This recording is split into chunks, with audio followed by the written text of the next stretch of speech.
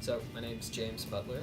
I am an adjunct professor here at Reinhardt, and I teach in the psychology department and in, I guess would be interdisciplinary. I help out with philosophy courses as well. So, I teach some philosophy courses and some psychology courses here. Okay, I'm just going to ask you a few questions.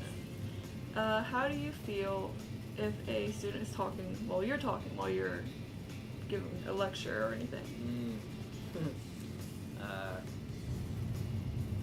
It's really annoying, but it's, I always kind of wonder, like, why are they doing it? Is it because they're just totally bored and, like, not paying attention? That's really, it's very frustrating because I get it, not every lecture you're going to get from every professor in every class can be a home run, right? It's not always going to be exciting stuff, but it's, like, so strange to, like, put all this work and energy into something and then to have people just be like, this isn't worth my time and effort or money, because that's the other thing. You spend a lot of money to come to school, right? And a lot of time and energy to do this thing called college, and then just to not care. It's odd.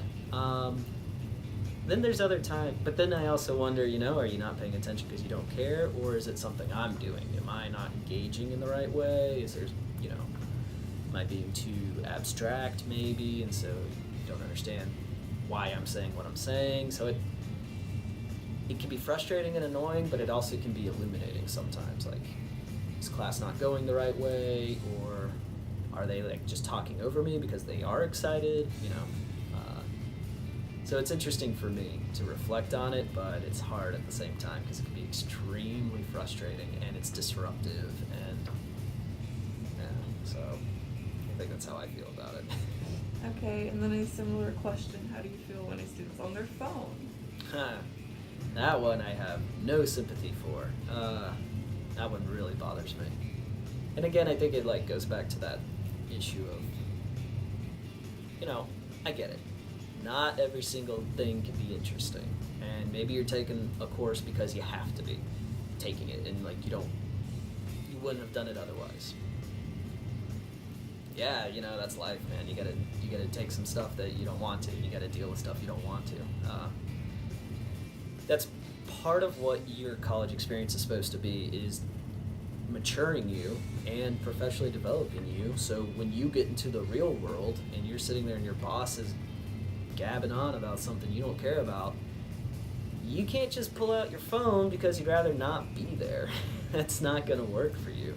So you have to find a way of dealing with it and try to push yourself to, like, all right, well, what can I find interesting about this? It's really boring me, whatever. But I think it's just that behavior of, like, I'm going to absolutely cancel out anything you're saying right now and be on my phone. It's crazy making to me, and it's so unnecessary, and it's such a crutch for a lot of social engagements.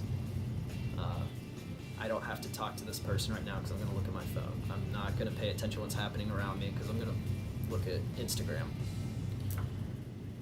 Come on, there's more to life than that. I'm not saying it's not important, but it's about learning an appropriate behavior at the right time. And class is just not the right time for that, especially if it's like only 50 minutes. Telling me you can't put your phone away for 50 minutes? If that's true, why? That might be a problem, But again, for me, it's just, I did a lot of work for you. I'm doing a lot of work. I love this stuff, and you can't even try to find something interesting in it. Why am I doing all this work if you're not even going to try? You're not even try to meet me halfway. So, now, I do have students who use their phones to take notes on. I've seen it before. They tell me that up front. I think there are better ways to do it, but if that works for you, that works for you. I'm open to that. Sometimes I can't remember everything. Your professors can't remember everything, and you want to look something up. Cool, use it. It's a little computer. Find out, get some resources. But, so I think that's that's about it for me, How do you feel when you've given a student plenty of time to do something and they do it very last second and you can tell? How does it make you feel knowing you gave them plenty of time?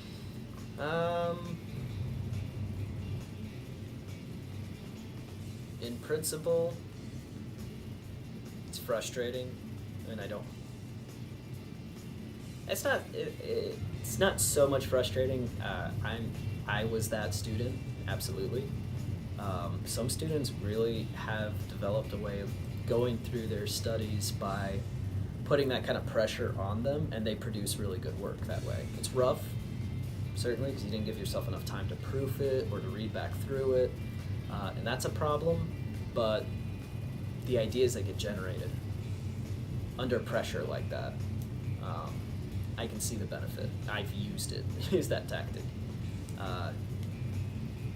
So I'm sympathetic, but again, if this is about professional development, you're not going to get very far always doing everything last minute.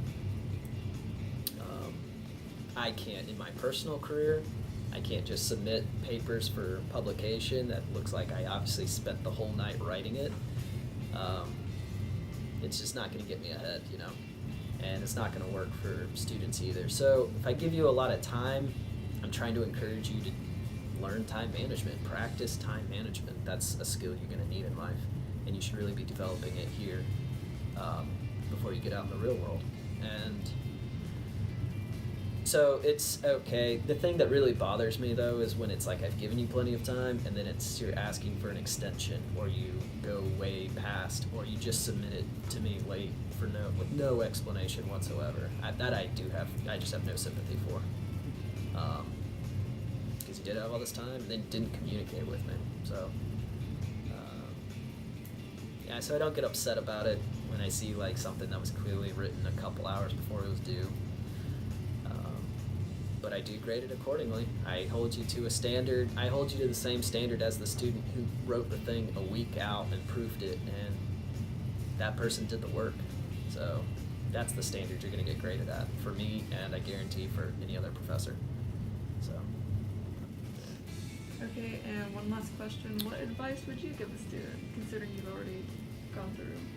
What advice would I give a student? Like a freshman? Yeah. Yeah.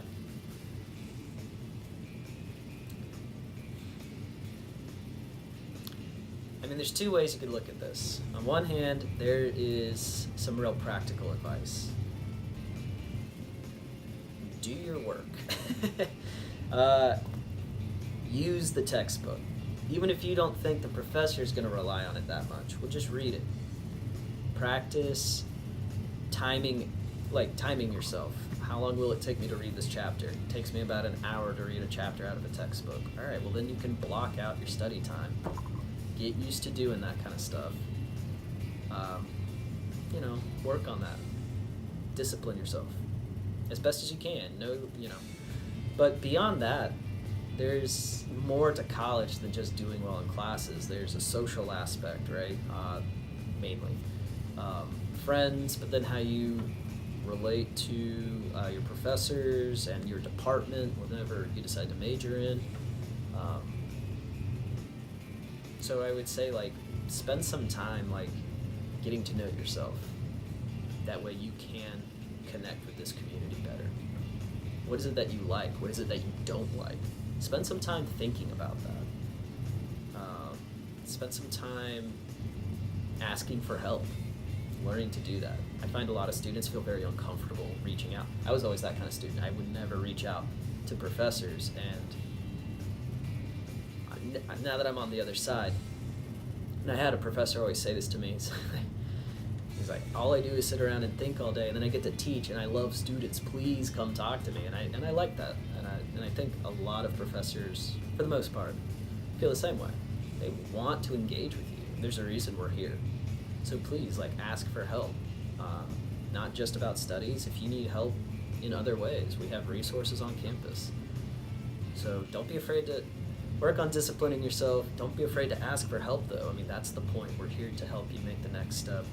And then, like I said, spend some time getting to know yourself.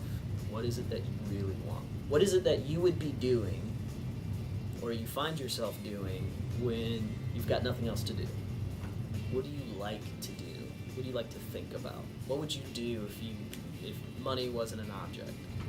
Ask those kinds of questions, and be curious about yourself and about the world. This is the time. You get to be curious and you explore, and there's no one. Well, yes, we tell you some stuff you have to do, but you get a lot of freedom, way more freedom than ever. And then you get outside of this, and it's not the same. You're not going to have that same degree, that same room to be as curious.